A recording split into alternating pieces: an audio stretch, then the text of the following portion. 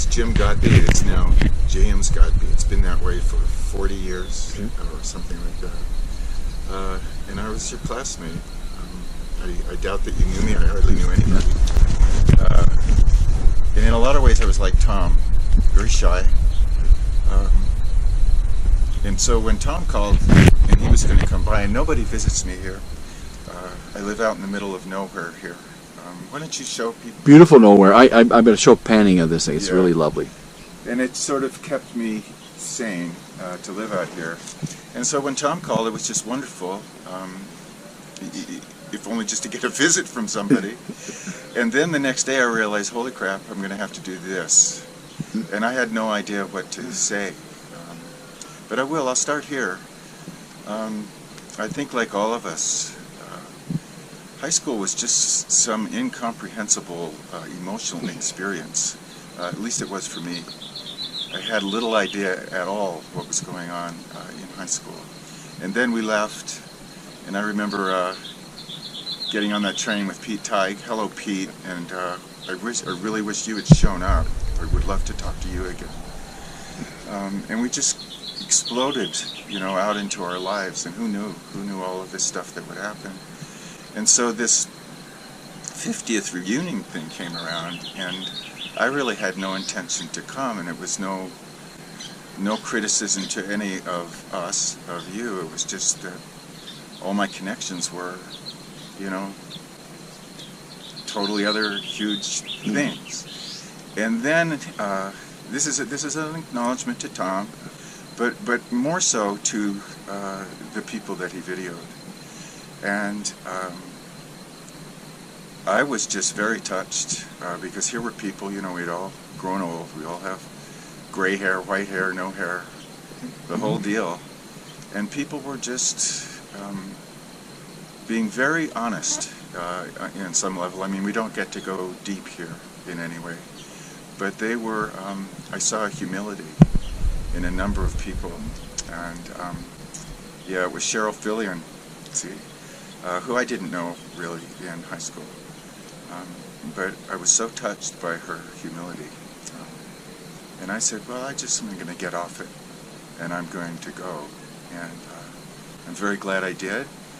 Unfortunately, I came late to every single event, and so there were a lot of people I didn't get to see who I heard were there. But at any rate, I had a lovely time. And again, what I did miss is I didn't get to go deep in terms of real conversations with people. And another thing that I got from the videos, and from talking to Tom here, because Tom and I couldn't be more different, and in the interview with Dan McGraw, who I also didn't know in school, but these were guys that went completely different ways than I did. In a lot of ways, I'm trying to find my place still. I find that I'm very different, not in a good way, not in a bad way, but just, I don't know how it happened. But like Tom and Dan went into the military and have all of these experiences, being pushed beyond your limits, and bonding with other people, with other men. And I've never had that, ever. I've always been a loner. And so for what it's worth, what happened to me is I went off to school, got really lonely. What school was that? Colorado. The other end of the train trip was University of Colorado in Boulder. Okay. And Pete, he collected the strangest, most wonderful friends, and they became my friends and forever.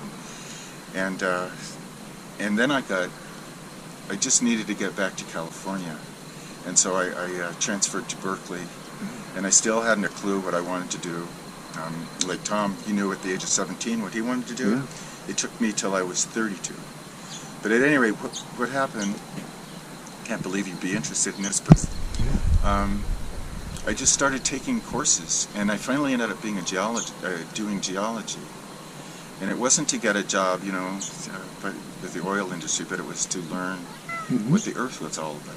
And in many ways, that became my life. And I doubt we can get into that. my favorite memory from Berkeley and from school was a 5-week field course in these mountains, the White Mountains. We're in Eastern California. Yeah. If you never even know where it is. 395.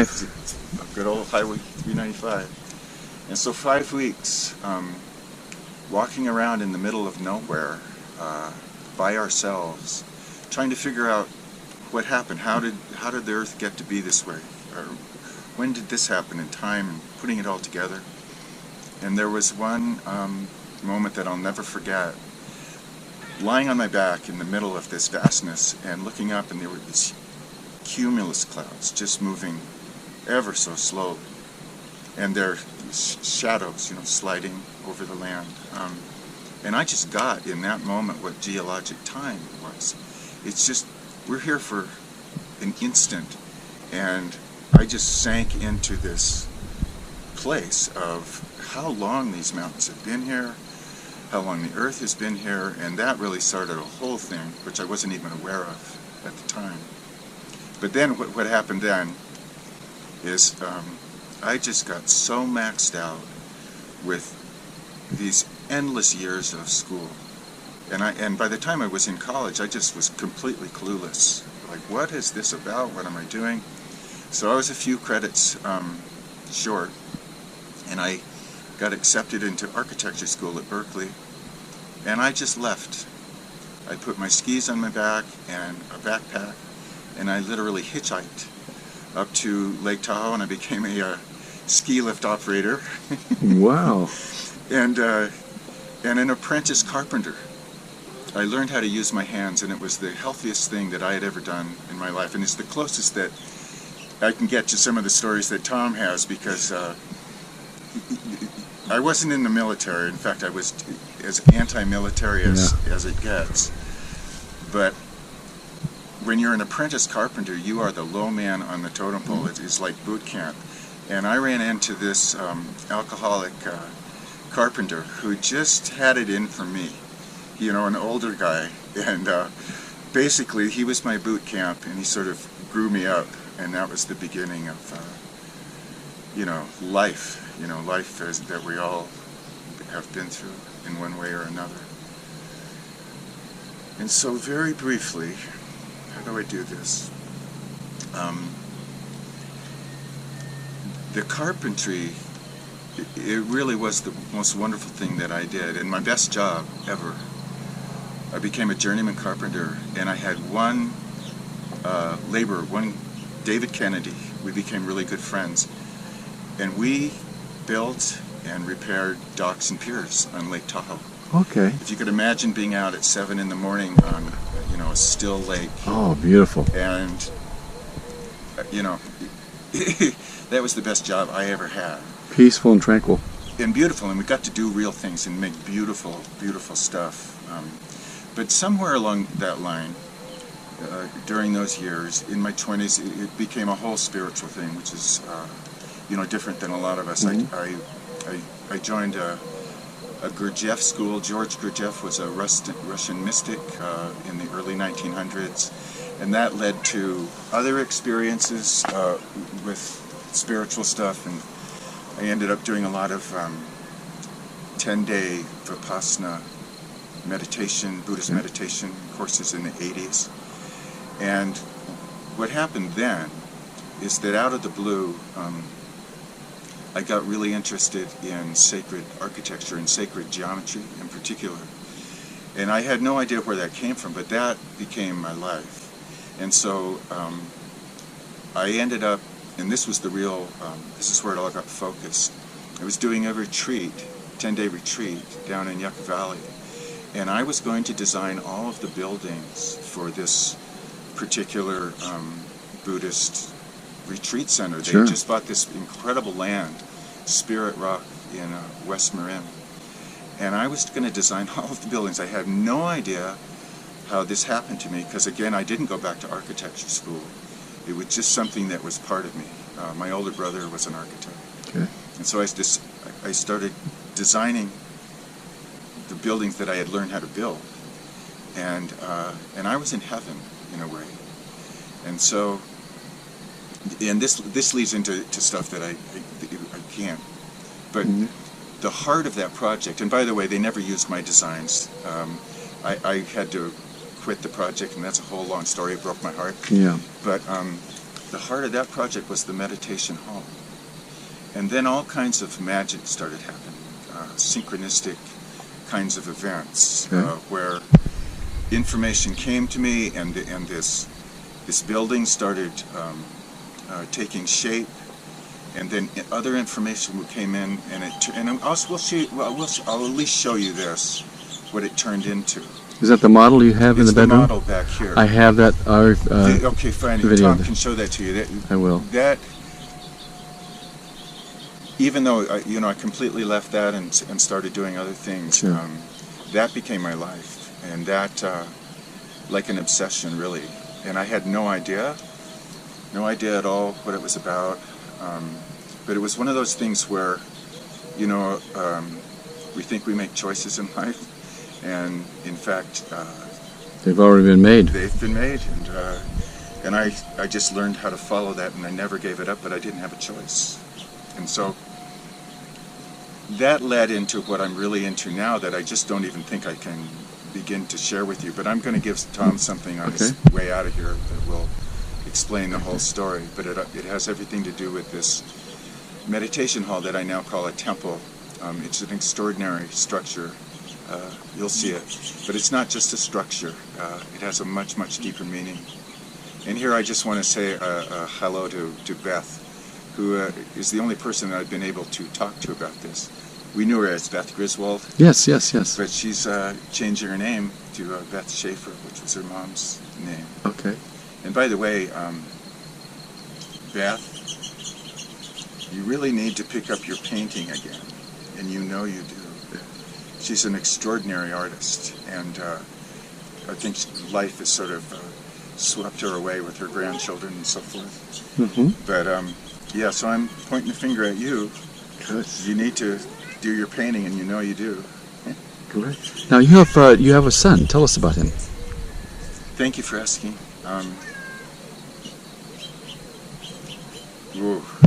At the same time that I was doing those meditation retreats, I was with my son's mom.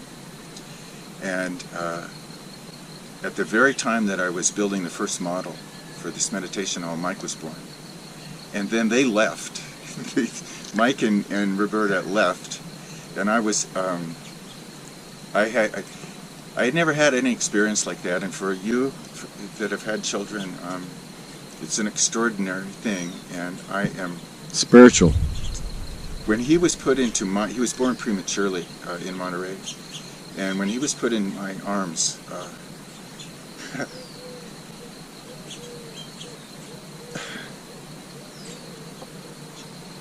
you were moved deeply. I can still feel it. He had on one of those little hats that they have for preemies, and he had these big black eyes that we have when we're tiny, and he just looked right through me. I had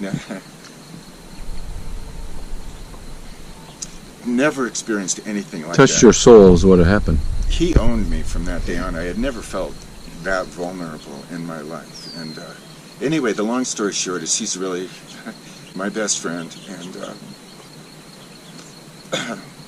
so I had a really difficult decade in the 90s. And Mike was, he was 1 year old, 2 years old, 5 years old. He was just like my anchor. He just pulled me through the whole thing. At any rate, he's just a really great human being, and I'm very lucky.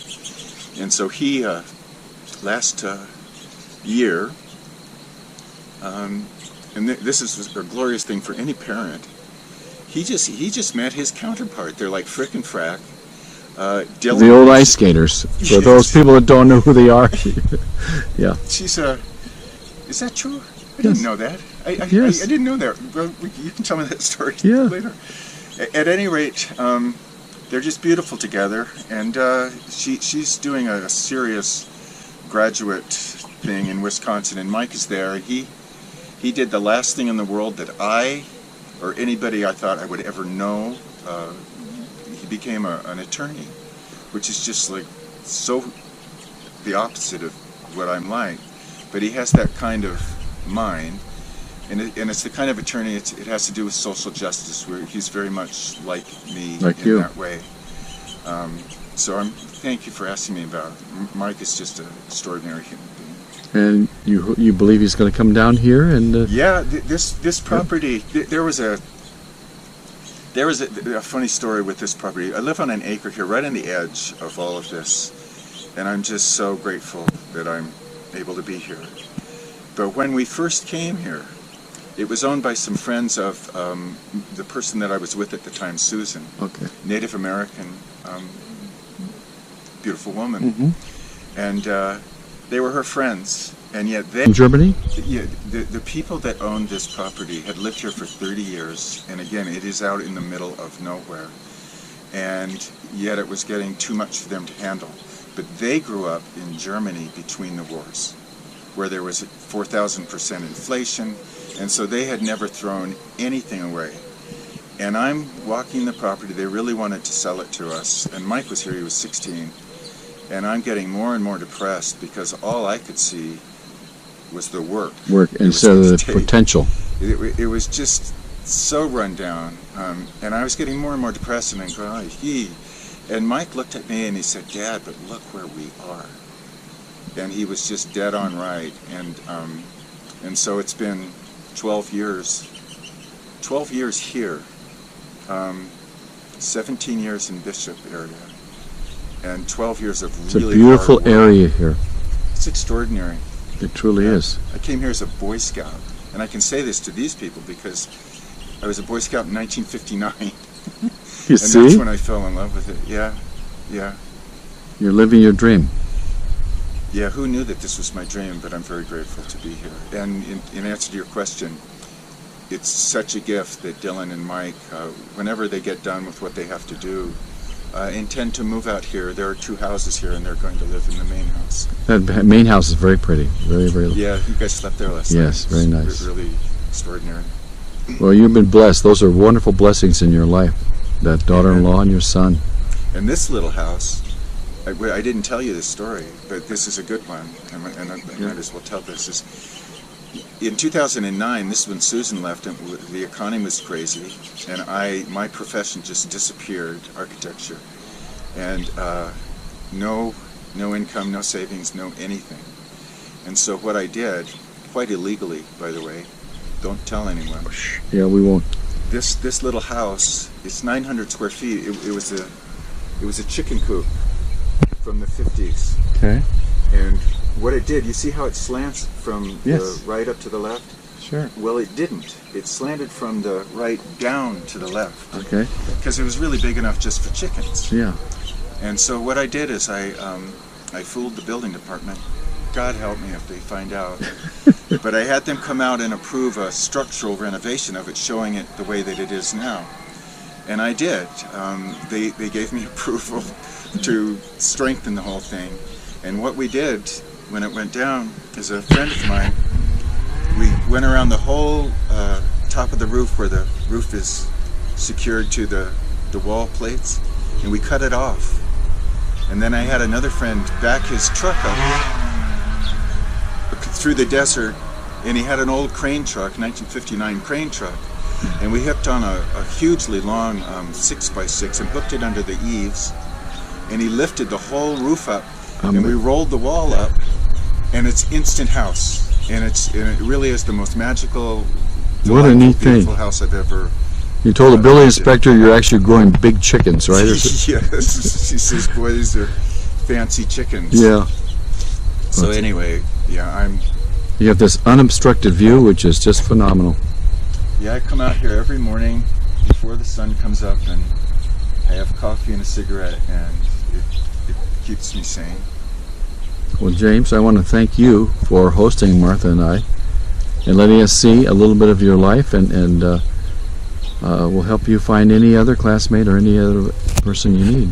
Beautiful, Tom. This was not quite as painful as I thought it would be. No, thank you.